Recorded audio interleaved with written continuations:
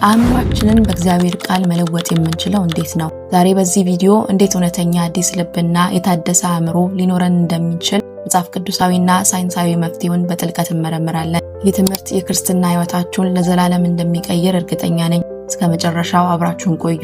ለመሆኑ ይህ አስተሳሰብ ቀውስ የመጣው ከየት ነው? መልሱ ያለው ያኔ በኤደን ገነት ውስጥ በደረሰው የሥርዓት መበላሸት ነው። ለማስታወስ ያህል እግዚአብሔር ለአዳም እንዲያለው መልካሙና ክፉን ከሚያስታውቀው ዛፍ አትብላ፣ በእርሱ በበላ ቀን በእርግጥ ትሞታለህና። ነገር ግን አዳምና ሔዋን ፍሬዋን በበሉ ጊዜ ወዲያውኑ በሥጋ አልሞቱም። ይልቁንም ከዛ የከፋ ነገር ተከሰተ። በመንፈስ ሞቱ፣ እግዚአብሔር መገኘት ተለዩ። ያ ሕያውና የቅርብ ግንኙነት ተቋረጠ። ይህ መንፈሳዊ ሞት ነው ለእኛ አሮጌ አእምሮ መሠረት የሆነው። ሥጋዊ ሕይወትን ከአዳም እንደወረስነው ሁሉ ያንን መንፈሳዊ ሞትና የተበላሸ አስተሳሰብም እንደ ውርስ ተቀብለነዋል። ዛሬ እያንዳንዱ ሰው ወደዚህ ዓለም ሲመጣ በሥጋው ሕያው ቢሆንም በመንፈሱ ግን ከፈጣሪው የተለየ ወይም ሙት ነው። ከውድቀት በፊት አዳምና ሔዋን እግዚአብሔርን የሚያውቁት እንደ መረጃ ሳይሆን አብሯቸው እንደሚጓዝና እንደሚወዳቸው አባት ነበር። ይህ ዕውቀት በፍቅርና በመታዘዝ ላይ የተመሰረተ እውነተኛ የልጅነት ዕውቀት ነበር። ከውድቀት በኋላ ግን ኃጢአት ያንን ሕያው ግንኙነት አቋረጠው። በዚህም ምክንያት እግዚአብሔርን በቅርበት ማወቅ ቀርቶ ስለርሱ ብቻ በማወቅ ተተካ። ይህ ልክ እንደ አጋንንት ዕውቀት አይነት ነው። ያዕቆብ 2:19 ላይ እንደሚለው አጋንንት እግዚአብሔር መኖሩን ያውቃሉ፣ ነገር ግን ፍቅር የሌለበት ዕውቀት ስለሆነ ይንቀጠቀጣሉ። ያለ ክርስቶስ ያለን ዕውቀትም ትርጉም የሌለው የጭንቀት ዕውቀት ነው። እግዚአብሔርን ስናስብ ወደ እርሱ ከመቅረብ ይልቅ በበደለኝነት ስሜት እንድንሸሸው የሚያደርገን የአሮጌው ሰው አእምሮ ወረሰ። መልካሙ ዜና ግን እግዚአብሔር በዚህ በውድቀት ጨለማና ግራ መጋባት ውስጥ ብቻችንን አልተወንም። ያ የበላይ ጥበብና መለኮታዊ ዕውቀት የሆነው ቃል ወይም ሎጎስ ሥጋ ለብሶ ወደኛ መጣ። እርሱም ኢየሱስ ክርስቶስ ነው። ዮሐንስ በወንጌሉ ላይ እንደነገረን ቃሉም ሥጋ ሆነ፣ ጸጋንና እውነትንም ተሞልቶ በመካከላችን አደረ። አሁን እውነተኛ ዕውቀት የሚገኘው በደረቅ ሃይማኖታዊ ሥርዓት ወይም ስለ እግዚአብሔር በሚሰበሰብ መረጃ ሳይሆን በክርስቶስ በኩል በሚገኝ ሕያውና ግላዊ ግንኙነት ብቻ ነው። ይህ ግንኙነት ደግሞ አስተሳሰባችንን ከስሩ ይለውጠዋል። እዚህ ነው ሐዋርያው ጳውሎስ እኛ ግን የክርስቶስ አእምሮ አለን ሲል አዲስ መረጃ ወደ አሮጌው አእምሯችን ተጫነ ማለቱ እንዳልሆነ የምንረዳው። ይልቁንስ በክርስቶስ በኩል ያንን የተሰበረውን የፍቅር መነጽር የሚተጋ አዲስ መለኮታዊ ተፈጥሮና አዲስ ማንነት እንደተቀበልን ማብሰሩ ነበር። ዳግመኛ ስትወለዱ ያገኛችሁት አዲስ ሃይማኖት ሳይሆን አዲስ ማንነት ነው። የአስፈሪና የሚያርቅ የፍርሃት ቀንበር ተሰብሯል። ከወላጅ አልባነት ከባርነት መንፈስ ወጥታችሁ አባ አባት ብላችሁ ወደምትጮሁበት ወደ ተወደደ የእግዚአብሔር ልጅነት ተሻግራችኋል። የዘላለም ሕይወት ከሞት በኋላ የምንጀምረው ጉዞ ሳይሆን አሁኑኑ በውስጣችሁ የሚኖር መለኮታዊ ሕይወት ነው። ቆላስይስ 1:13 እንደሚነግረን አሁን የሰማይ ዜጋ ናችሁ፣ ከእንግዲህ የጨለማው ግዛት በእናንተ ላይ ምንም አይነት ሕጋዊ መብት የለውም። ሐዋርያው ጳውሎስ አሮጌውን ሰው ከሥራው ጋር ገፋችሁታልና የሚታደሰውን አዲሱን ሰው ለብሳችሁታል ይላል። ታዋቂው የመጽሐፍ ቅዱስ ምሁር ኤፍ.ኤፍ. ብሩስ ይህን ክፍል ሲያብራራ ይህ አዲስ ሰው ማለት በክርስቶስ የሕይወት ምንጭነት የምንላበሰው አዲስ ስብዕና ነው ይላል። ከእንግዲህ በሥጋችሁ ድካም አትታወቁም። በመለኮታዊ መታወቂያችሁ ላይ የሚነበበው ስም በክርስቶስ ያለ የሚል ነው። ስለዚህ ዛሬ እናንተ የተሻሻላችሁ ሳይሆን የተለወጣችሁ ናችሁ። ሃይማኖት የቀየራችሁ ሳይሆን ሕይወት ያገኛችሁ አዲስ ፍጥረቶች ናችሁ። ብዙ ክርስቲያኖች ሰላማቸው የሚታወከው ሁለት መሠረታዊ ነገሮችን ስለሚቀላቅሉ ነው። ሪሌሽንሺፕ እና ፌሎሺፕ ወይም ዝምድናና ኅብረት። አንዴ ዳግመኛ ስትወለዱ ከእግዚአብሔር ጋር ያላችሁ ዝምድና ወይም ሪሌሽንሺፕ በኢየሱስ ደም የታተመ ቋሚ እውነታ ነው። ይህ ልጅነት በእናንተ ጥንካሬ ላይ የተመሰረተ አይደለም። ልክ አንድ ልጅ ቢቆሽሽና ቢያጠፋም እንኳ ልጅነቱ እንደማይሰረዘው ሁሉ እናንተም በክርስቶስ በኩል የእግዚአብሔር ልጆች ናችሁ። ብትወድቁም እንኳ መታወቂያችሁ አይቀየርም። በሌላ በኩል ፌሎሺፕ ወይም ኅብረት ማለት ግን ከእግዚአብሔር ጋር ያለን የቀን ተቀን መቀራረብና ደስታ ነው። ኃጢአት ዝምድናችሁን ወይም ልጅነታችሁን ባያጠፋውም ኅብረታችሁን ግን ያውከዋል።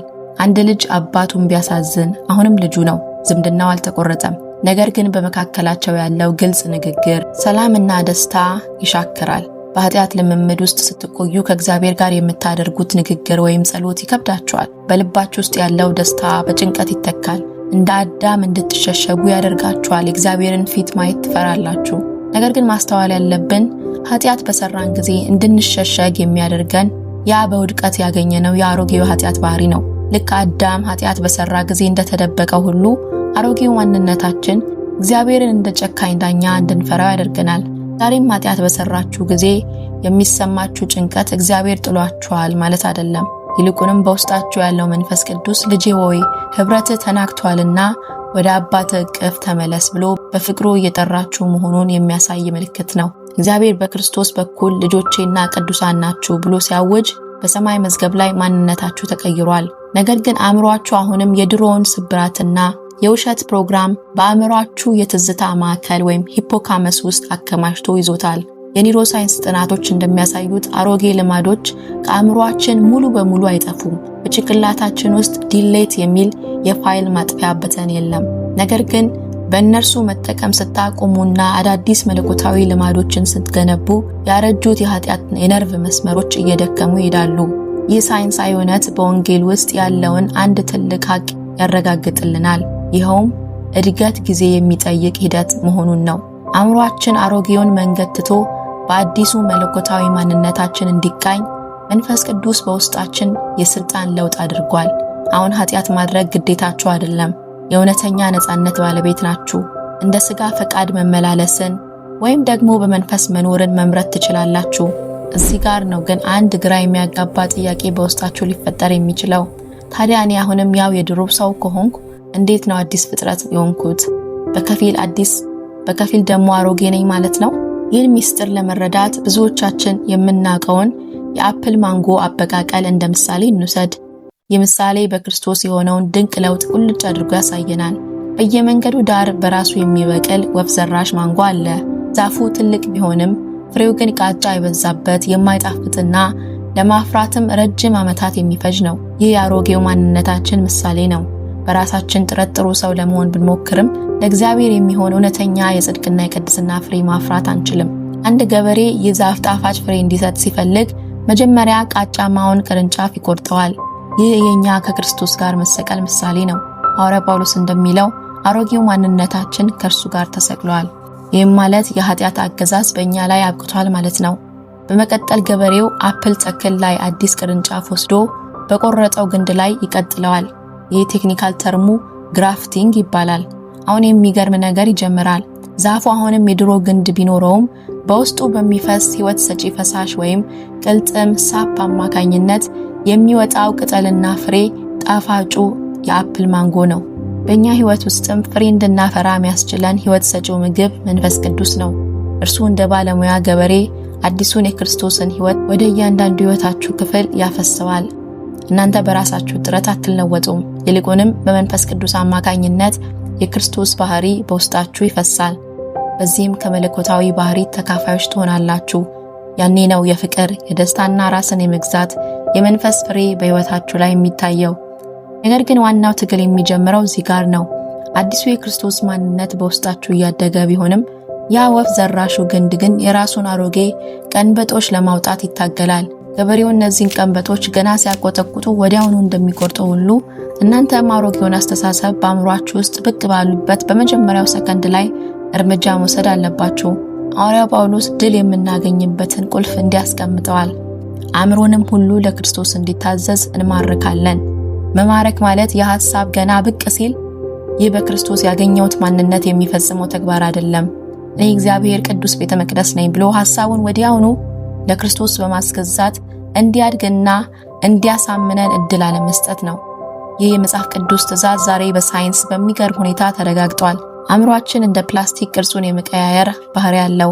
ይህን ሳይንቲስቶች ኒውሮፕላስቲሲቲ ይሉታል። አንድን የኃጢአት ሐሳብ እንዲያድግ ከፈቀዳችሁለት በአንጎላችሁ ውስጥ ያለውን የአሮጌ ነርቭ መስመር እያጠናከራችሁ ትሄዳላችሁ። ነገር ግን በዚያች ቅጽበት ሐሳቡን ምርኮኛ ካደረጋችሁትና በክርስቶስ የማገኘው ድል ይበልጣል ብላችሁ በቃሉ እውነት ከተካችሁት በአንጎላችሁ ውስጥ አዲስ መንፈሳዊ አስተሳሰብ መስመር መገንባት ትጀምራላችሁ። ይህ በሳይንስ የምናየው የአእምሮ ለውጥ ሐዋርያው ጳውሎስ በተለያዩ የመጽሐፍ ቅዱስ ክፍሎች ውስጥ ያስተማረን የአእምሮ መታደስ ተግባራዊ መገለጫ ነው። ጳውሎስ በሮሜ 12 ላይ በልባችሁ መታደስ ተለወጡ ሲለን፣ በኤፌሶን 4:23 ላይ ደግሞ በአእምሯችሁ መንፈስ ታደሱ በማለት ለውጡ የሚጀምረው ከአስተሳሰብ መነቃቃት መሆኑን ያረጋግጥልናል። በዚህ ቪዲዮ ውስጥ ያየነውም ይህንኑ ነው። አእምሯችሁ የሚታደሰው አሮጌውንና በውድቀት የተቆረውን የአስተሳሰብ ቀንበጥ በመቁረጥ አዲሱን የቃሉነት ደጋግማችሁ ስትለማመዱ ብቻ ነው። አሮጌው ቀንበጥ እንዲያድግና እንዲሰለጥን ከፈቀዳችሁለት አዲሱን ማንነታችሁን አጥብቆ ይገድለዋል። ነገር ግን በመንፈስ ቅዱስ ስትመላለሱ የአዲሱ ማንነታችሁ ህይወት በአሮጌው ግንድ ላይ ሰልጥኖ ከመለኮታዊ ባህሪ ተካፋዮች እንድትሆኑ ያደርጋችኋል። አስታውሱ፣ አዲስ ልብና አእምሮ ማለት የተሻሻለ አሮጌ ማንነት ሳይሆን በክርስቶስ በኩል የተቀበልነው ፍጹም አዲስ መለኮታዊ ህይወት ነው። በመጨረሻም ወንድሞቼና እህቶቼ ምናልባት ዛሬ ደጋግሜ ሞክሬያለሁ ግን ለምንድነው ያልተለወጥኩት ብላችሁ ተስፋ ቆርጣችሁ ይሆናል። ነገር ግን ጥናቶች እንደሚያሳዩት አንድ አሮጌ ልማድ ተወግዶ አዲስ አስተሳሰብ በአንጎላችን ውስጥ ስር እንዲሰድ በአማካኝ 66 ቀናት ያስፈልጉታል። ይህ ማለት ምን መሰላችሁ? ያ መጥፎ ሐሳብ ዛሬ ስለቆረጣችሁት ብቻ ነገ ተመልሶ አይመጣም ማለት አይደለም። ነገር ግን ለ66 ቀናት ያህል ሳታቋርጡና ተስፋ ሳትቆርጡ ያንን ሐሳብ ለክርስቶስ ምርኮኛ ካደረጋችሁት ማለትም በቃሉ እውነት ወዲያውኑ ከቆረጣችሁት በአንጎላችሁ ውስጥ አዲስ የመንፈሳዊ አስተሳሰብ መስመር መገንባት ትጀምራላችሁ። በጊዜ ሂደት አዲሱ ማንነታችሁ አሮጌውን ይውጠዋል። ያኔ ቅድስና የጭንቅ ትግል መሆኑ ቀርቶ ተፈጥሯችሁና ደስታችሁ ይሆናል። አንድ ትልቅ እውነት ግን አትዘንጉ። በዚህ ሂደት ውስጥ ብትደናቀፉ እንኳን እንደ አዳም በኃጢአታችሁ ተሸማቃችሁ ከእግዚአብሔር አትሸሹ። ይልቁንም አባቴ ሆይ ብላችሁ ወደ እርሱ ሩጡ። ምክንያቱም ከእግዚአብሔር ያላችሁ ዝምድና በእናንተ ውጤት ወይም ፐርፎርማንስ ላይ የተመሰረተ አይደለም። ይህ ጉዞ የእግዚአብሔር ልጆች ለመሆን የሚደረግ ጥረት ሳይሆን ቀድሞውኑ በክርስቶስ ያገኛችሁትን ማንነት በመንፈስ ቅዱስ አማካኝነት በተግባር የመለማመድ ሂደት ነው። ዛሬ አንድ ቻሌንጅ እንጀምር። ለሚቀጥሉት 66 ቀናት ያስቸገራችሁን የትኛውንም አሮጌ ሐሳብና ስሜት ሲመጣ ወደ ውስጣችሁ ለሰከንድ ያህል እድል ሳትሰጡት ለክርስቶስ ምርኮኛ አድርጉት። በቃሉ እውነት ቁረጡት። አስታውሱ፣ እናንተ አሁን አዲስ ፍጥረት ናችሁ። የአሮጌው ቀንበጥ ብቅ ሲል እንዲያድግ እድል አትስጡት። ወዲያውኑ ለክርስቶስ ምርኮኛ አድርጉት። በመንፈስ ቅዱስ ተመላለሱ። ያኔ አሮጌው ግንድ በእናንተ ላይ የመግዛት ኃይል አይኖረውም።